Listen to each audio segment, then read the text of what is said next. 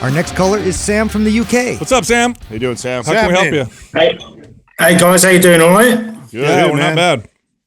Good. Right. So just found your podcast about 6 months ago, and I must say you're absolutely fantastic, guys. You know, you've really helped me a lot. I started lifting maybe 18 months ago. Then I had a problem with my L5 vertebrae in my back, and had regular chiropractor appointments, and they recommended that I do some strength training. So I sort of plodded my way through on my own, and then, like I said, the start of this year, I found you guys. I started MAPS Anabolic, and the question I had was, I hear you say a lot about the rest times between 2 to 3 minutes is optimum, and I noticed on phase 3 of Anabolic, it's the at-home version, by the way. I only have sort of dumbbells.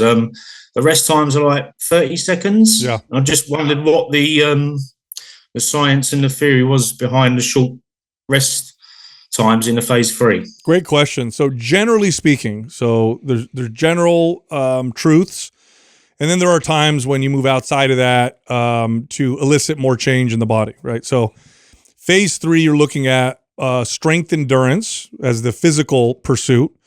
You're also looking to maximize the pump itself, which also has some hypertrophy benefits. Now, you'll notice the phase is 3 weeks, and then you move out of it, okay? You'll also notice phase 1 and 2 are both, between 1.5 to 3 minute rest periods between those. So 6 weeks of the program is the more general rest periods.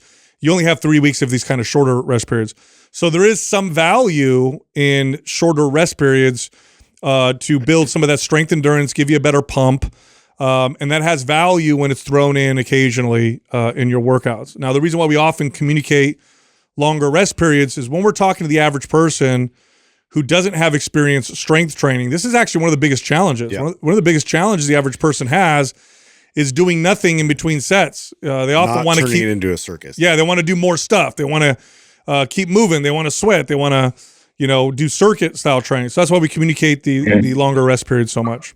The major point to be made, though, is that there's value in all of it, right? There's value in 30 seconds all the way north of 3-4 minutes long. And the idea is that you want to stay in a rest period time for a period of time in your total training journey, but move in and out of it. And typically we recommend in that 4 to 6 week range that you do that, and then you manipulate that variable.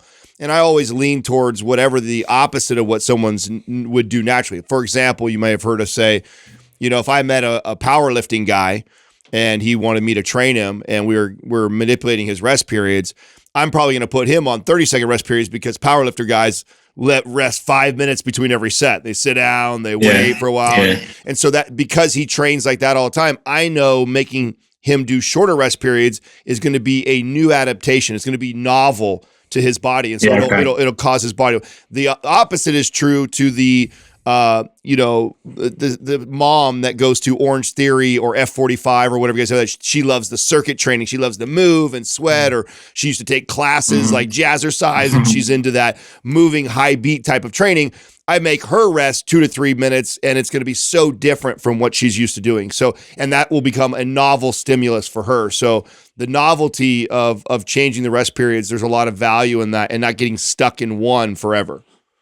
Okay, yeah, that makes sense. So just sort of, for the majority of, like you said, the phases, it's longer, but then it doesn't hurt sometimes to mix up those rest times just to change things up a bit. That's right. That's right. But generally speaking, strength training has rest periods that are long enough for you to feel like you can exert maximal force for the next set.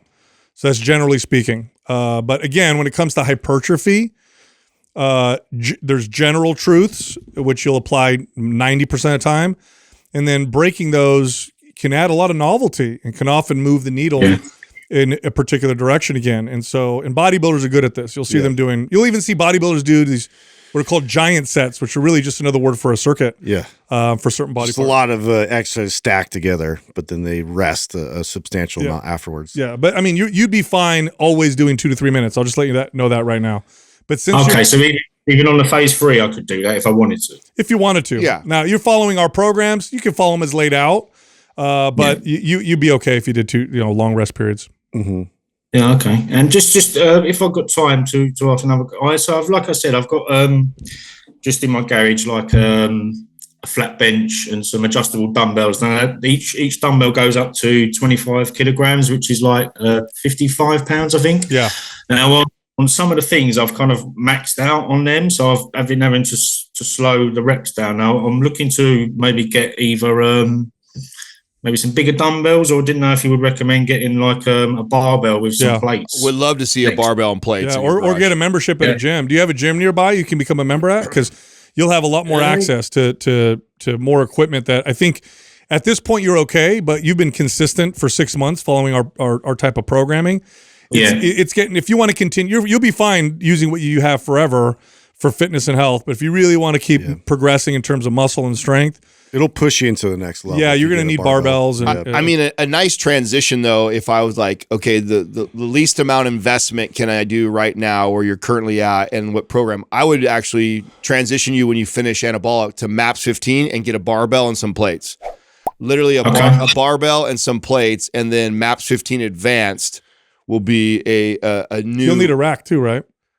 For what? Just the squats? Yeah. I mean, he could clean that up and do that too. Yeah, you could. You could. That's the only thing, right? Yeah. So, I would say a gym. I mean, how consistent have you been for 6 months now? Like, is this like pretty good?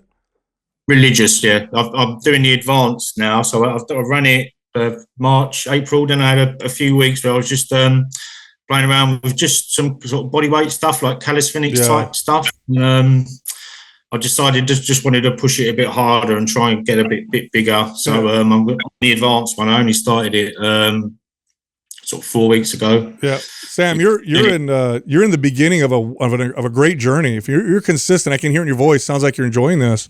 Mm-hmm. Yeah, really am. Really. I would get a squat rack and a barbell, or I would go to a gym. And you're going to really enjoy what happens next with your body and your gains. Start really paying out for you. Totally. Sure. Yeah. Okay. So you said you think MAPS 15 Advanced would be something to move on to. Absolutely. To next program. Yeah. Yep. That would be a good one.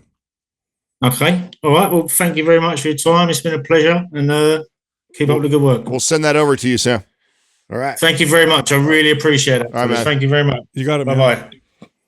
I wish I had an English accent. It sounds so much cooler. It always sounds great. Yeah. You know what I mean? Yeah. Anyway, he's at that point now. I mean, if he's got 55-pound dumbbells in each hand, he's slowing down his reps. He's consistent for 6 months. He wants to get bigger, he said. Yeah. I mean, just adding a barbell and a squat rack, you're good. He's almost followed the perfect trajectory of starting out. Sure. Like I would do like body weight, then I get into dumbbells, and now like progressing to barbells is going to be a huge difference. He's going to feel that like almost immediately. That's why I went the direction I went. I was just thinking of what could he spend the least amount of money on and get like the next level of like gains with the least amount of effort. I just feel like a barbell and 200 pounds worth of plates and like if you really think about it though, so I like the convenience of being at home. You know how I feel about that. But if you really think about it, I don't know what the gyms around where he's at charge.